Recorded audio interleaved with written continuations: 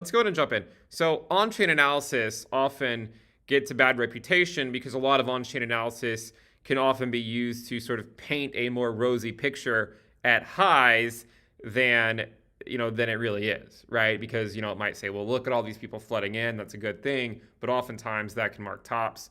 And so I thought, and we've talked about this before, we have different risk metrics. We have the price risk, the social risk, and the on-chain risk. And the on-chain risk is interesting because it includes a lot of different things. We're including the MVRV Z-score, the Peel multiple, the MVRV risk, the minor cap to thermocap, the market cap to thermocap, transaction fees, terminal price risk, the R HODL ratio or R HODL ratio, and there's supply and profit risk. So these two I'm not actually including right now. You can see that those are turned off. We could include those. But the idea is that you take each metric, you normalize prior results between 0 and 1, prior movements between 0 and 1. And rather than, interpreting it how we might want to interpret it based on what we think is going to happen, we just interpret it based on, hey, this is historically what has happened, and therefore we're either at a high risk level or a low risk level.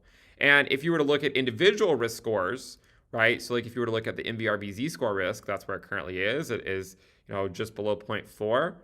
If you look at the Peel multiple risk, it's getting pretty high. It's at 0.716. Note that normally once it gets above 0.7, it doesn't stay there for very long, maybe a few months at most. So there's some warning signs there. If you look at the MVRV risk, it's getting relatively high. This one is the minor cap to thermal cap is just below 0.4. You can see that in 2019, it went all the way up to 0.5. You have transaction fees risk, which is basically at 1. It's really, really high right now. We just put out a video on transaction fees talking about that the risk on transaction fees is really high, suggesting that the market needs to cool off at some point in the next few weeks. You have the market cap to thermocap risk, which is still relatively low compared to the other ones. And then you have the terminal price risk, which is just below 0.5. Note that in 2019 we had a cool off period after it went just above 0.6, and in 2016 we had a cool off period after it just went above 0.5. And then we have the R HODL ratio risk, which is still relatively low, and the supply and profit risk, which is actually relatively high, right? It's all the way up here at 0.8 risk. So some of these are getting more elevated than others.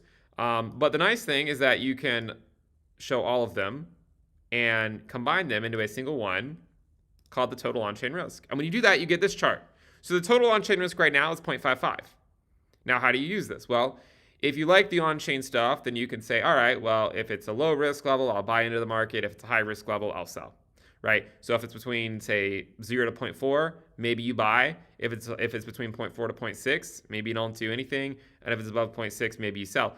Or maybe you're more aggressive and maybe you buy all the way up to 0.6 risk and then you start selling at 0.8.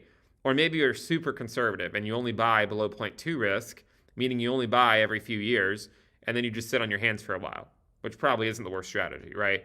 So this is an interesting risk metric to use because whenever it goes to low risk, it's generally a good time to buy. Whenever it goes to high risk, it's generally a good time to sell. The problem is that it doesn't always go to the higher risk band, right? Like here's an example in 2019 where we sort of faded after going up to about 0.6 risk, right? You can see it topped out at 0.6 risk, essentially 0.602 risk. Right now it's at 0.55 risk. So it is getting relatively elevated and important to keep an eye on it.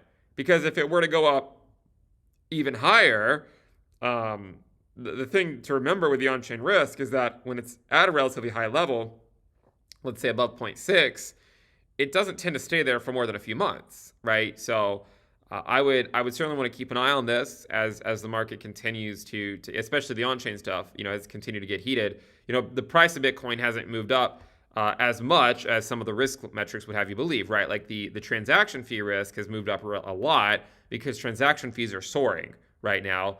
And it's all the way at a really high risk level that actually corresponds to prior major tops.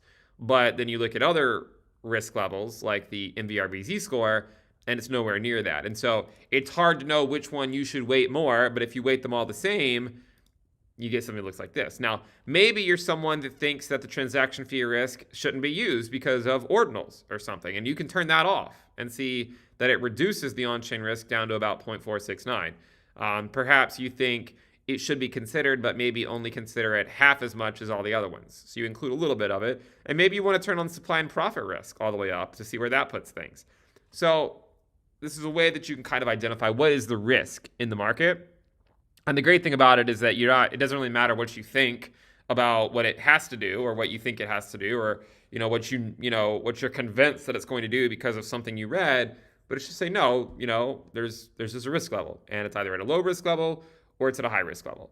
And if it's at a low risk, that means you might want to, based on historical results, no guarantee of future returns, but historically it's been a good idea to DCA in a low risk. Historically, it's been a good idea to DCA at a high risk. And again, as we said with the other risk metrics that we talked about not too long ago, it doesn't have to be any more complicated than that, right?